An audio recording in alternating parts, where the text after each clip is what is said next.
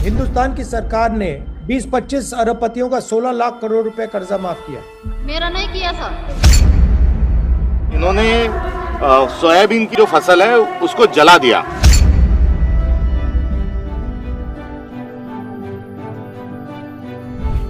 Minimum support price कुछ ना कुछ सोयाबीन के लिए, धान के लिए मिलना चाहिए, कपास के लिए मिलना चाहिए। हम बच्चों को क्या खिलाएंगे, क्या पिलाएंगे और क्या करेंगे, बहुत भारी समस्या में है। ये सरकार उस पर कुछ ख्याल नहीं कर रही है। महाराष्ट्र में भी हमें किसानों का कर्जा माफ करना चाहिए।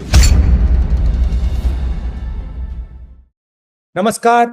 कैसे भैया?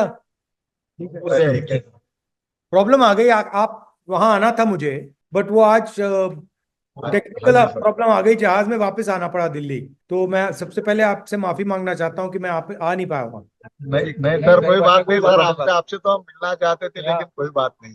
बताइए भैया, आप थोड़ा अपनी समस्या के बारे में मुझे बता सकते हैं? मैं एक सोयाबीन उत्पादक काश्तकार हूँ। तो हमारे यहाँ सोयाबीन की फसल आती है। सोयाबीन 1 एकड़ में 6 कुंटल सोयाबीन हुआ है और उसका दाम 3,000 रुपये है।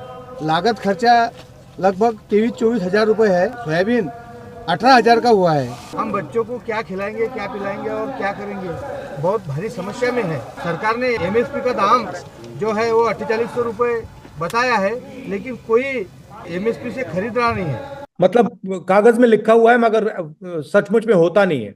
होता नहीं है। ये सरकार उस पर कुछ ख्याल नहीं कर रही है। तो आपका कहना है कम से कम आपको सोयाबीन के लिए कम से कम दाम मिलना चाहिए। नमस्कार सर, मैं शेतकरी आत्महत्याग्रस्त की पत्नी हूँ। मेरे छोटे छोटे बच्चे हैं और इतनी महंगाई बढ़ गई है। इनके पति ने सुसाइड कर लिया था। इनको 3 बच्चे हैं और केवल 1 हेक्टर 2 एकड़ जमीन है और उसमें सबका परिवार का बच्चों की पढ़ाई गुजर बसर करना बहुत ही मुश्किल जा रहा है। दाम नहीं है और लागत मूल्य भी काफी ज्यादा है। तो सिंगल वुमेन को किसानी के करते हुए जीना बड़ा मुश्किल है।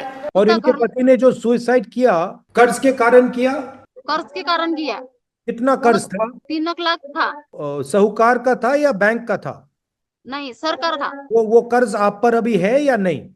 है अब 3-3.5 लाख का, वो 7-8 लाख हो गया। ये कर्जा फेरना, वो बच्चे का पालन पोषण करना बहुत मुश्किल हो रही है।